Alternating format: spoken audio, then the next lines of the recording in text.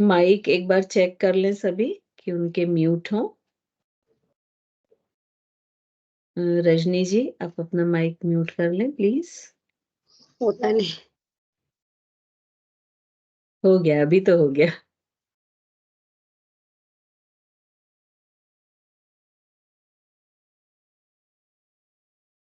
Screen visible है सभी को? जी। तो आज हम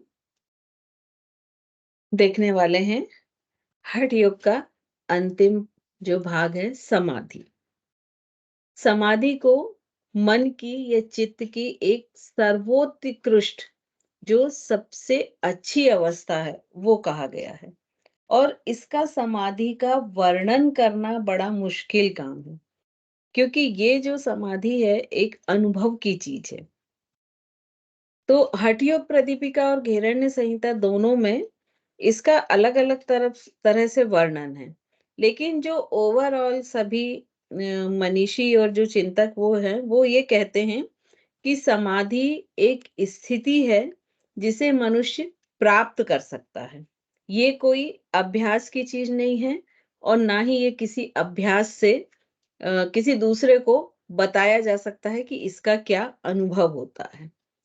तो ज्यादातर जो होते हैं मनीषी या योगी, वो यही कहते हैं कि समाधि की जो स्थिति आती है, उसमें जीवात्मा परमात्मा के साथ मिल जाती है, एकाकार हो जाती है।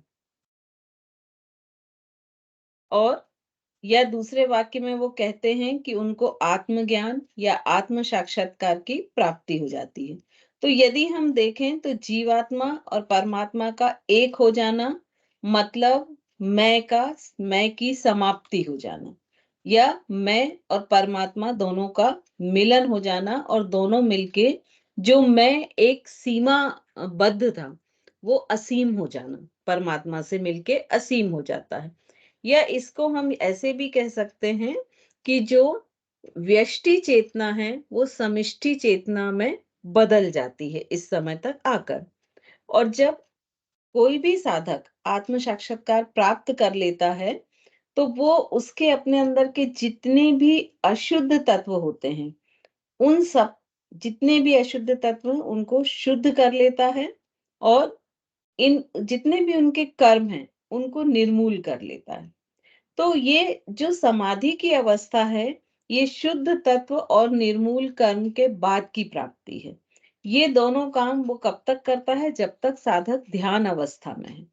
ध्यान अवस्था में वो अपने अंदर के सारे दोष हैं, अपने अंदर की अशुद्धि है, विकार है, नकारात्मकता है, इन सभी चीजों को शुद्ध करने की कोशिश करता है, और साथ ही अपने सारे कर्मों की निर्जरा करने की कोशिश करता है। और जब वो ये दोनों चीजें कर लेता है, तब उसका ध्यान समाधि में कन्वर्ट हो जाता है। उसे ज्ञान की प्राप्ति होती है, या उसे हम आत्म साक्षात्कार की भी प्राप्ति होती है, ऐसा कह सकते हैं। तो जब तक कोई साधक ध्यान में रहता है, तो वो अपना विश्लेषण करता जाता है, और उसमें इतनी सजगता आ जाती है कि वो अपना आत्म विश्लेषण कर सके, और वो अपनी त्रुटियों को जान सके, और उसे एक्सेप्ट कर सके कि मेरे में क्या क्या दोष हैं, और फिर इस पर काम करे कि इन दोषों को अब मैं कैसे दूर करूं। और ध्यान की अवस्था में ही अपने वो दोषों को दूर करता जाता है, और धीरे धीरे निर्दोष की स्थिति में आ जाता है। और जब समाधि की अवस्था में कोई भी साधक आता है, तो उसकी चेतना जो होती है, वो मानवीय सीमा को पार कर लेती है, और उसकी चेतना देवत्व की ओर बढ़ जाती है। और इसमें समाधि की बहुत सारी अलग अलग अवस्थाएं होती हैं। इसमें एकाकार होना, आत्म साक्षात्कार होना, फिर चेतना की शुद्ध अवस्था की प्राप्ति होना, ये सब चीजें इसमें आती हैं। और इस समय जो भी थोड़ी बहुत बची हुई विकृतियां होती हैं, वो भी इस पहले चरण पर निकलकर पूरी तरह से समाप्त हो जाती हैं। फिर इसका दूसरा चरण आता है कि जो जीवन की सभी परिस्थितियां हैं, जैसे कर्मों का व्यवहार, जीवन पद्धति, इन सबको जो योगी हैं, सिद्ध हैं, इन्होंने 2 भागों में इनको बाँटा है। एक तो प्रवृत्त मार्ग और दूसरा निवृत्त मार्ग। तो जो प्रवृत्ति मार्ग है, वो स्वयं को भुलाने का मार्ग है और जो निवृत्ति मार्ग है, वो स्वयं को पहचानने का मार्ग है। तो प्रकृति के नियम के अनुसार जैसे-जैसे हम बड़े होते जाते हैं, हम प्रवृत्ति मार्ग की ओर आगे बढ़ते हैं। मतलब प्रवृत्ति मार्ग यानी भोग मार्ग, जहाँ पर हम सांसारिक चीज़ों के पीछे भागम-भाग करते हैं, अपनी सुख-सुविधाओं का सामान इकट्ठा करते हैं और अपनी स्वयं की सुख, आराम के लिए आगे भागम-भाग करते हैं और जब ये सब चीज़ें हम करते हैं, तो बहुत सारे मानसिक और भावनात्मक विकार उत्पन्न होते जाते हैं, जिन्हें क्लेश भी कहते हैं। और ये जब लगातार बढ़ते जाते हैं और व्यक्ति पूरे समय सिर्फ़ अपनी सुख, प्रतिष्ठा, अहंकार, पैसा, इन चीज़ों के लिए ही भागता रहता है। लेकिन जब उसमें थोड़ी-सी सजगता आती है, ज्ञान आता है, तब उसको समझ में आता है कि ये जो मैं काम कर रहा हूँ, ये मुझे प्रवृत्ति मार्ग की ओर ले जा रहे हैं। सॉरी। तब वो अपनी इस सजगता का उपयोग करता है और अपने आप को निवृत्ति मार्ग की तरफ मोड़ने की कोशिश करता है। अब वो निवृत्ति मार्ग के लिए जब शुरुआत करता है, तो कैसे करता है कि धार्मिक कार्यों में लिप्त होता है, भक्ति मार्ग या तीर्थ, पुण्य, गुरु के प्रति समर्पित करना, ईश्वर के प्रति समर्पित करना, पूजा करना, स्वाध्याय करना, ये सब चीज़ें उसे धीरे-धीरे निवृत्ति मार्ग की ओर बढ़ाने लगती हैं। और जब वो थोड़ा आगे जाता है तब उसको समझ में आता है कि अभी तक जो मैं कर रहा था, ये मेरा कार्य नहीं था। और वो निवृत्ति मार्ग पर अब खुद को पहचानने का काम करने लगता है। उसमें आत्मनिरीक्षण और सजगता जैसी चीज़ें विकसित होने लगती हैं और एक आंतरिक संतुलन की स्थिति आती है और ये स्थिति में उसके सारे क्लेश जो होते हैं वो भी अ, हटते जाते हैं और धीरे-धीरे वो समाधि की स्थिति को प्राप्त करता है और वो समाधि प्राप्त करने ही उस निवृत्ति मार्ग की अंतिम परिणति होती है। महर्षि पतंजलि ने भी समाधि का काफ़ी विस्तृत वर्णन किया है और उन्होंने निर्बीज सवीज समाधि कहा है। इन्हीं समाधियों को महर्षि घेरण्य ने बहुत अलग नाम से दिया है, जैसे लय सिद्धि, योग सिद्धि, रसानंद, इस तरह के उन्होंने कई नाम दिए हुए हैं। लेकिन लगभग सभी हम अगर योग ग्रंथों को देखें, तो जिस अवस्था में ब्रह्म ज्ञान की प्राप्ति होती है, वो समाधि की स्थिति मानी जाती है। यहाँ जो ब्रह्म ज्ञान का अर्थ होता है कि ब्रह्मा का ज्ञान हो जाना या ब्रह्मा से रिलेटेड जो ज्ञान है उसका विकास हो जाना और अ, इसे जो ब्रह्म ज्ञान होता है ये उसकी साधक की चेतना को विकसित करता है और ऊपर की ओर ऊर्ध्वगामी बनाने में सहयोगी होता है। अब ब्रह्म ज्ञान जो होता है, इसे समझने के लिए हमको परा और अपरा ज्ञान भी थोड़ा-सा समझना पड़ेगा। तो जो शास्त्र हैं वो कहते हैं कि जो परा ज्ञान है वो ब्रह्म ज्ञान है। और अपरा जब तक ध्यान की स्थिति में हम रहते हैं, तब तक साधक को अपरा ज्ञान होता है। लेकिन जब वो अपरा ज्ञान की अंतिम सीमा पर आता है और परा ज्ञान में प्रवेश करता है, तब उसकी समाधि का शुरुआत होती है और जब इस पराज्ञान की शुरुआत होती है, तब उसके लिए नाम, रूप, विचार इन सब चीज़ों का कोई महत्व नहीं रह जाता है। जैसे जब तक अपरा ज्ञान होता है तब तक मैं, मेरा नाम, मेरा पद इन सब चीज़ों का विशेष महत्व होता है।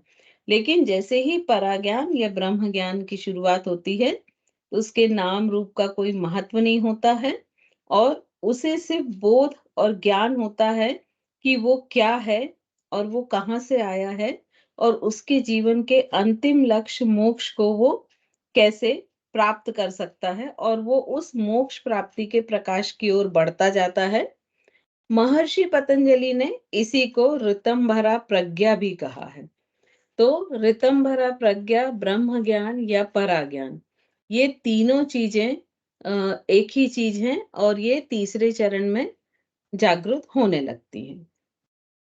अब समाधि को यदि गीता के अनुसार देखें, तो गीता में जो श्री कृष्ण हैं वो कहते हैं कि समाधि एक ऐसी स्थिति का नाम है जहां पर मनुष्य बंधन से मुक्त हो जाता है, जहां पर राग, द्वेष, लोभ, मोह, छल, कपट, अविद्या, माया, ये जितने भी सांसारिक बंधन हैं जो मनुष्य को प्रभावित साधारण दशा में करते हैं, वे अब उन मनुष्य को प्रभावित नहीं करते हैं और वह मनुष्य जीवन की हर परिस्थिति में, चाहे वो बहुत सुख की परिस्थिति हो या चाहे वो बहुत दुख की परिस्थिति हो, सब में समभाव धारण करता है और उसी इसी स्थिति को स्थित प्रज्ञ के नाम से जाना जाता है।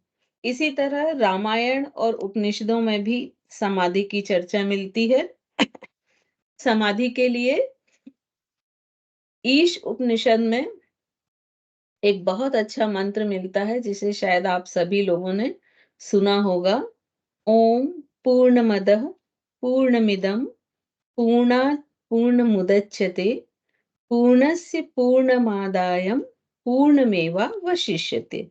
इसका अर्थ होता है कि पूर्ण से पूर्ण को निकालने के पश्चात भी पूर्ण ही शेष रहता है, वो कभी अपूर्ण नहीं होता है।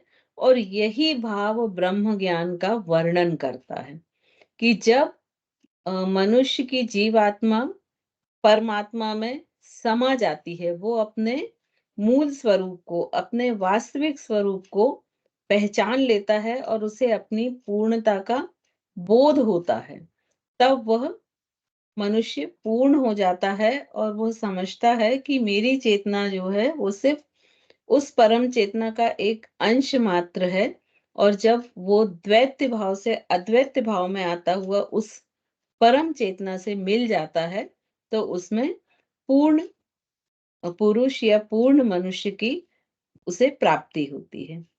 योग में समाधि को एक वृत्ति कहा गया है और इसे ब्राह्मी वृत्ति कहा गया है।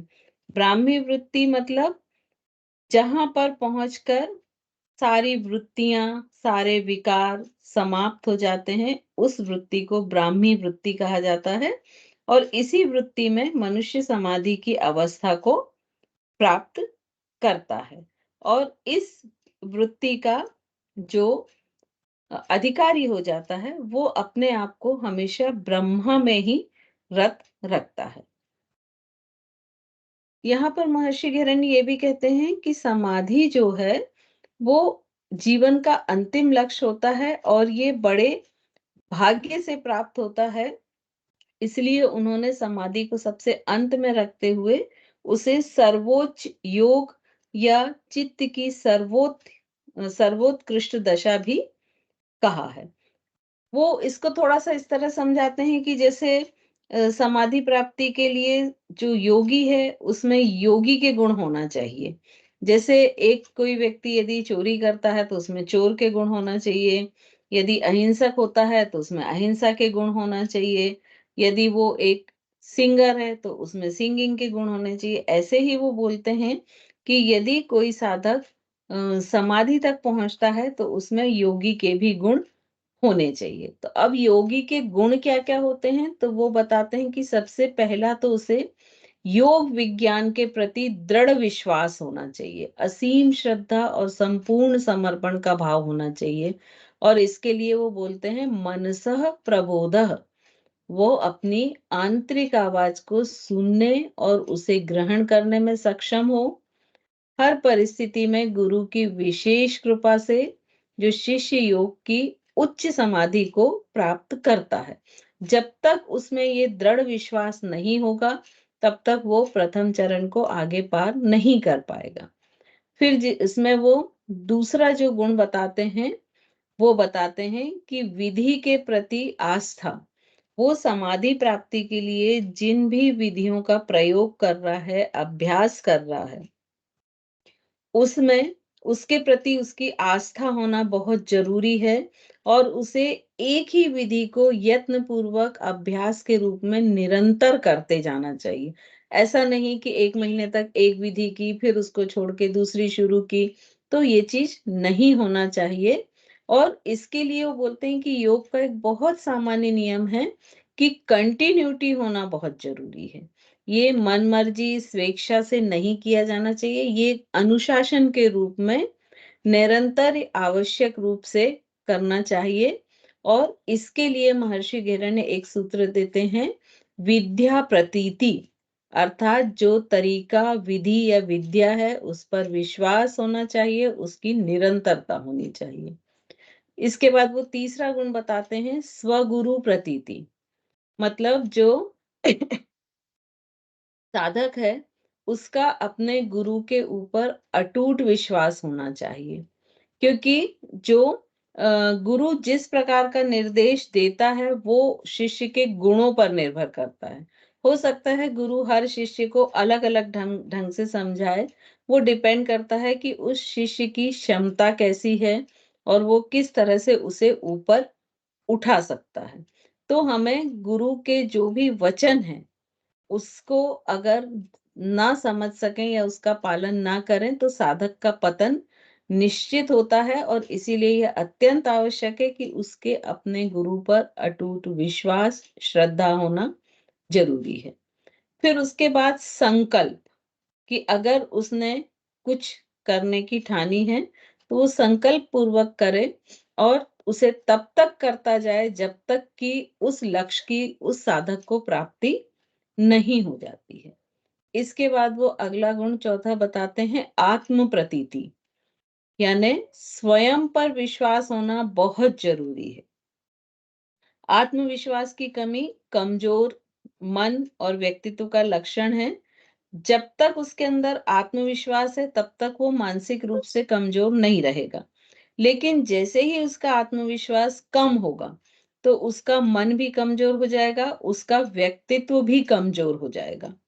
तो उसे अपने मन को ग्रहणशील बनाना चाहिए और यहाँ जो मन से वो तात्पर्य ले रहे हैं, वो उसके अंतःकरण से ले रहे हैं, कि जब तक उसका अंतःकरण जो है वो ग्रहणशील नहीं होगा, तब तक उच्च अवस्थाओं के अनुभवों को साधक ना पहचान पाएगा, ना आगे बढ़ पाएगा। तो इस तरह से ये 4 गुणों को महर्षि गिरण ने बताया है, जो कि समाधि के लिए आगे बढ़ रहे साधक में होने चाहिए या एक योगी के गुण होना चाहिए। अब उन्होंने समाधि का आगे वर्णन करते हुए समाधि के 6 भेद बताए हैं। ध्यान योग समाधि, नाद योग समाधि, रसानंद योग समाधि, लय योग समाधि। इसमें जब हम हठ योग प्रदीपिका को पढ़ते हैं तो उसमें हमें लय योग समाधि मिलता है, लेकिन जब हम घेरण्य संहिता में पढ़ते हैं तो लय सिद्धि समाधि मिलता है। तो दोनों एक ही नाम है, भक्ति योग समाधि, मनोमूर्छी योग समाधि। अब ये सब समाधि में एक स्पेसिफिक मुद्रा का उन्होंने वर्णन किया है। जैसे ध्यान योग समाधि की सिद्धि में शांभवी मुद्रा, नाद योग में भ्रामरी, रसानंद योग में खेचरी, लय योग में योनि मुद्रा, भक्ति योग में भक्ति से और मनोमूर्छी योग में कुंभक से समाधि की प्राप्ति होती है। अब हम देखते हैं कि सबसे पहले शांभवी मुद्रा या ध्यान योग समाधि। तो ध्यान योग समाधि में जो साधक होता है वो शांभवी मुद्रा को धारण करता है। शांभवी मुद्रा मतलब आज्ञा चक्र की ओर देखना। और जब लगातार शांभवी मुद्रा करके अ, वो लंबे समय तक साधना करता है, तो फिर वो बिंदु में ब्रह्म का साक्षात करते हुए और मन को उस बिंदु में लगा देता है और उसके पश्चात वो आकाश में जो आत्मा है, उस जीव आत्मा को आकाश के साथ लय कर देता है, अर्थात आकाश परमात्मा है। तो इस परमात्मा में जीवात्मा को लय कर देता है और जो ऐसा साधक होता है वो सदा आनंदमय रहता है और समाधिस्थ हो जाता है।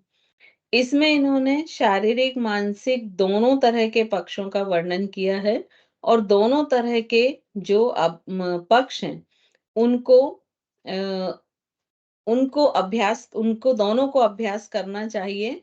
और यहाँ पर वो कहते हैं कि स्वयं को आकाश तत्व में समाविष्ट करना चाहिए। मतलब जीवात्मा को आकाश तत्व में विलीन कर देना चाहिए, जिससे आंतरिक आनंद और समाधि की अनुभूति होती है। यह अभ्यास जो है वो शून्य ध्यान के समान है। तो इसको करने के लिए उन्होंने बोला कि सबसे पहले तो अपने शरीर को एकदम खाली कर दो। ऐसा सोचो कि ना मैं हड्डी हूँ, ना मांस हूँ, ना रक्त हूँ, ना चर्म हूँ, कुछ भी नहीं है। मेरा पूरा शरीर खोखला है। ठीक वैसे जैसे एक गेंद या फुटबॉल अंदर से पूरी तरह से खोखली होती है, सिर्फ हवा भरी रहती है और कोई भी उसमें ठोस पदार्थ नहीं रहता है। तो जहां भी शरीर के खोखले होने का भाव आता है, तब हम अपने शरीर के पूरे भीतर आकाश तत्व को देखते हैं कि पूरे शरीर में सिर्फ आकाश तत्व फैला है और उस पर ही हम अपना ध्यान केंद्रित करते हैं। उस आकाश तत्व में हम एक ज्योति के लौ के रूप में आत्मा को देख सकते हैं या एक तारे के रूप में देख सकते हैं या किसी एक बिंदु के रूप में देख सकते हैं। तो धीरे-धीरे ऐसी अवस्था आती है कि यदि हम एक दीपक की लौ के रूप में उस आकाश में आत्मा को देख रहे हैं, तो उसकी चमक धीरे-धीरे बढ़ती जाती है और पूरा शरीर प्रकाशमय दिखाई देने लगता है और आत्मा जो है वो उस आकाश तत्व के साथ लय होने लगती हैं। और जब ये लय होती है, तो आकाश तत्व की अनुभूति जो है वो शरीर के भीतर होने लगती है और एक तीव्र धारणा की स्थिति होती है और जिससे मन जितनी भी विकार हैं उनसे हटकर एक शून्य स्थिति में आ जाता है और आत्म तत्व के प्रति सजग बन जाता है। और जैसे-जैसे उसकी ये सजगता बढ़ती है, उसे आनंद की प्राप्ति होती है और ध्यान योग समाधि की प्राप्ति होती है। सेकंड है नाद योग समाधि।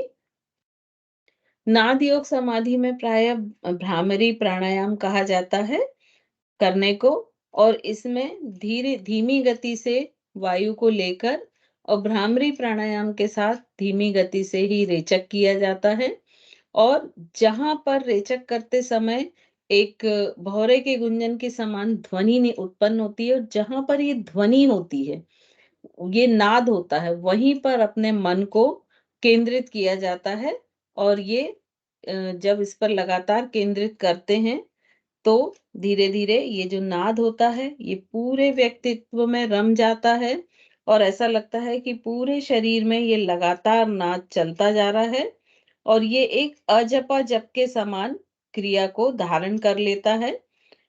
महर्षि किरण ये कहते हैं कि जब एक बार मन भ्रामरी नाद में लग जाता है, तो सभी तरह के प्रत्यय, सभी तरह इंद्रियां, सभी अपने अनुभवों से मुक्त हो जाती हैं, बाह्य अनुभूतियां विलीन होने लगती हैं और केवल ये जो आंतरिक ध्वनि नाद होती है, वो शरीर में गुंजित होने लगती है और यही नाद योग समाधि है। और जैसे-जैसे एकाग्रता प्रगढ़ होती जाती है, वैसे-वैसे एक बिंदु पर मन केंद्रित होता जाता है और ये जो ध्वनि है, ये पूरे शरीर में लगकर और समाधि की प्राप्ति होती है। फिर है रसानंद समाधि। ये खेचरी मुद्रा में की जाती है और जब खेचरी मुद्रा में जिह्वा ऊपर की ओर मुड़ती है, तब कोशिश करते हैं कि ये जीभ इतनी लंबी हो जाए कि जैसा कि आपको फाइनल स्टेज में दिख रहा है कि धीरे-धीरे इसको लंबा बनाया जाता है, उसे ब्रह्मरंध्र तक पहुंचाते हैं।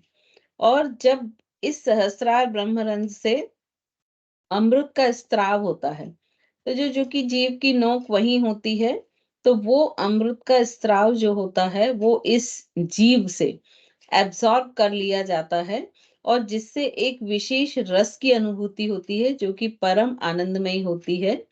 और उस समय योगी इतना आनंद विभोर हो जाता है कि उसका देह पर से पूरी तरह से ध्यान हट जाता है, बाह्य अनुभूतियों से वो पूरी तरह से मुक्त हो जाता है और अमृत रस से ये प्राप्त समाधि है, इसलिए इसको रसानंद समाधि की उपाधि या उपमा दी गई है। नेक्स्ट आता है लय सिद्धि। लय सिद्धि में योनि मुद्रा की साधना करके योगी स्वयं में शक्ति भावना, परमात्मा में पुरुष की भावना करे और फिर वो ये भावना करता है कि परमात्मा की शक्ति और पुरुष की शक्ति का मेरे अंदर संचार हो रहा है और उसको वो अपने साथ ऐक्य कर लेता है। और जैसे ही ये एकत्व स्थापित होता है, उसके अंदर एक आनंद का भाव प्रकट होता है और साथ ही यह चिंतन प्रकट होता है कि मैं अद्वैत ब्रह्म हूँ। और यही समाधि जो है वो लय सिद्धि समाधि या लय सिद्धि योग समाधि कहलाती है। इसमें महर्षि हिरण्य कहते हैं कि जब इस सिद्धि की अभ्यास किया जाता है तो स्वयं को शक्ति के रूप में देखना होता है और जो परमात्मा है वो पुरुष तत्व के रूप में पूरे शरीर में विचरण करता है और धीरे धीरे इस शक्ति का लय जो है उस पुरुष में हो जाता है और एक आनंद की अनुभूति होती है और वही लय सिद्धि योग समाधि होती है। फिर भक्ति योग समाधि।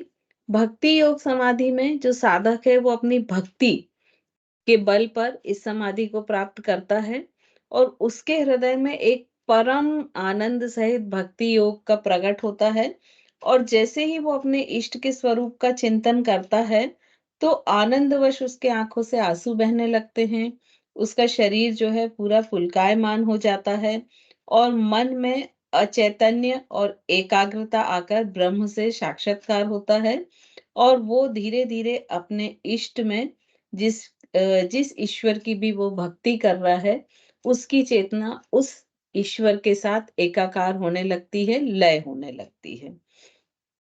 तो ये इसे भक्ति योग साधना कहते हैं और योग में ऐसा कहा जाता है कि जब व्यक्ति की भावना को सही दिशा मिल जाए और वो भक्ति की ओर बहकर इतनी प्रगढ़ और प्रबल हो जाए कि उसे अपना अस्तित्व ही उस ईश्वर में दिखने लगे, तब इस समाधि की प्राप्ति होती है और ये समाधि उन व्यक्तियों के लिए बहुत अच्छी है जो भावुक होते हैं, भावना प्रधान होते हैं। उनके लिए ये जो समाधि होती है ये बहुत ही अच्छी होती है क्योंकि भावना प्रधान होने के कारण वो अपने इष्ट से बहुत अच्छे से भावपूर्वक जुड़ पाते हैं। मन मूर्छा समाधि, इसमें कुंभक पर विशेष बल दिया है। इसमें कहा महर्षि हिरण्य कहते हैं कि मनोमूर्छा कुंभक करता हुआ योगी मन को एकाग्र करके ब्रह्म पे लगाए तो इस प्रकार वो परमात्मा के साथ समायोग होने से उसे मनोमूर्छा समाधि की प्राप्ति होती है। इस मनोमूर्छा समाधि को राजयोग समाधि भी कहा गया है, दोनों एक ही चीज है। और यहाँ पर मनोमूर्छा इस शब्द का अर्थ क्या है कि मन का मूर्छित हो जाना या मन की बेहोशी।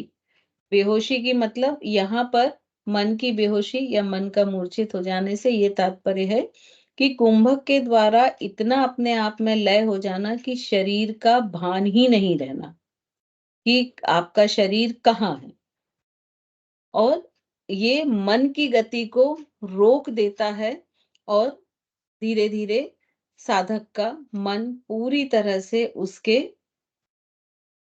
आत्मा या उसकी चेतना में लगा देता है। उसमें साधक में अंतःकरण की ओर मुड़ता है। जैसे-जैसे ये कुंभक सिद्ध होता है, तो जब कुंभक सिद्ध हो जाता है, तो उस साधक का मन स्थिर और अनुशासित हो जाता है। वो मन या अंतःकरण जो है, वो नियंत्रित, स्थिर और अनुशासन की अवस्था ही मनोमूर्छा समाधि की संज्ञा है। तो इसमें जो अंतःकरण है वो बाह्य विषयों की तरफ नहीं भागता है बल्कि आंतरिक जगत से जुड़ता है और अंदर भी जाकर एक बिंदु पर केंद्रित हो जाता है और इस तरह से वो नियंत्रित और अनुशासित हो जाता है कि उसे स्वयं के शरीर का भी भान नहीं रहता है और इसी अवस्था को महर्षि घेरने ने मनोमूर्छी योग समाधि की उपाधि दी है।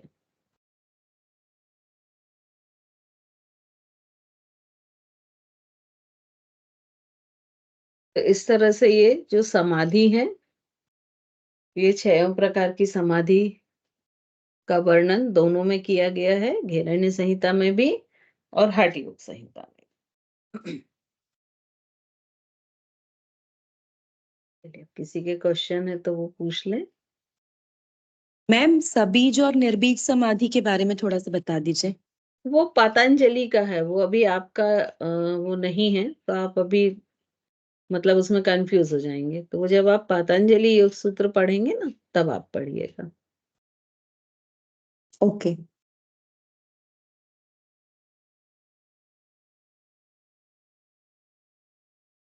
जय जिनेन्द्र मैम। जय जिनेन्द्र। मैम इसमें अगर समाधि पे क्वेश्चन आया तो हमें ये सारी समाधियों को डिस्क्राइब करना है? हाँ, सारी 6 समाधि जो है वो मतलब किस, समाधि क्या होती है और कितने प्रकार की है, तो उसमें डेफिनेशन हाँ, कि वो समाधि किस क्या है? मुद्रा में की जा रही है और उसकी क्या विधि है। ठीक है, मतलब ये 6 फिर उसमें डिटेल डिस्क्रिप्शन होगी। हाँ, ठीक है, थैंक यू।